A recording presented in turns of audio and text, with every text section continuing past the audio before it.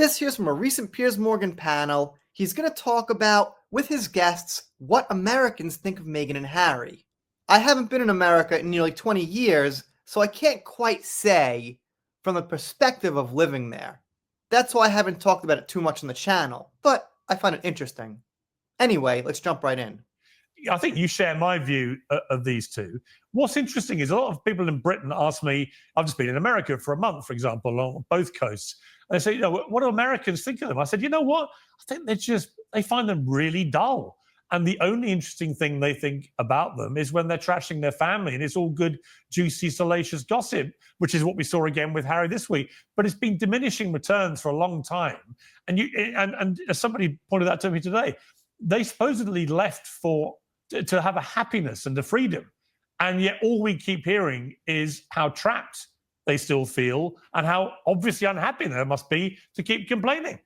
I gotta say, I absolutely love the word diminishing returns. That's just the perfect word. It's what gamers use when you're like killing monsters and getting experience, but your level goes up and you're not actually getting as much because you're killing things that aren't really leveling you up anymore. And in the same way, Meghan and Harry keep spewing out this victimhood, this complaining and stuff like that. And it used to be where people would hear them, they go on Oprah, this and that. And now when they spew that stuff, the effect just doesn't feel the same. The only interesting thing they think about them is when they're trashing their family, and it's all good, juicy, salacious gossip, which is what we saw again with Harry this week. But it's been diminishing returns for a long time. And as somebody pointed out to me today, they supposedly left to have a happiness and a freedom. And yet all we keep hearing is how trapped they still feel and how obviously unhappy they must be to keep complaining. Well, Piers, again, I hear this all the time, too, from the Brits. Like, what do Americans really think of Harry and Meghan?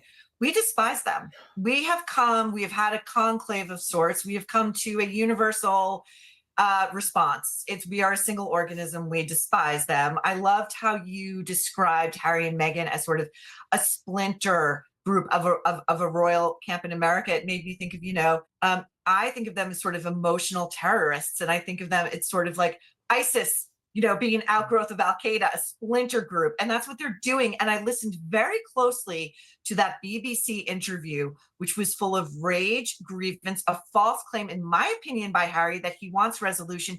He lives for unresolved conflict. Yeah. Otherwise, he's got nothing going. And also the implication, which shows you how paranoid, delusional, and utterly lost he is.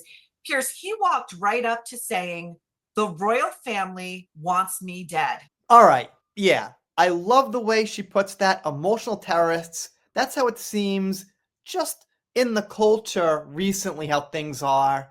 If you don't feel a certain way about a certain group or something, oh, we're victims. A lot of good wording here. Now, she can't speak for all Americans, but I tend to think she speaks for the majority when she says people do not like Meghan and Harry. And also, I gotta agree when she says Harry's got nothing but unresolved conflict, which is another great way to put it. It's always searching for the next big argument, big debate, big thing that's being done to him by the royal family. He doesn't want resolution. He doesn't want closure, because then his importance ends. And in the past, I've been a much bigger critic of Meghan than Harry. I still am, but now I'm seeing a little bit more of how he is.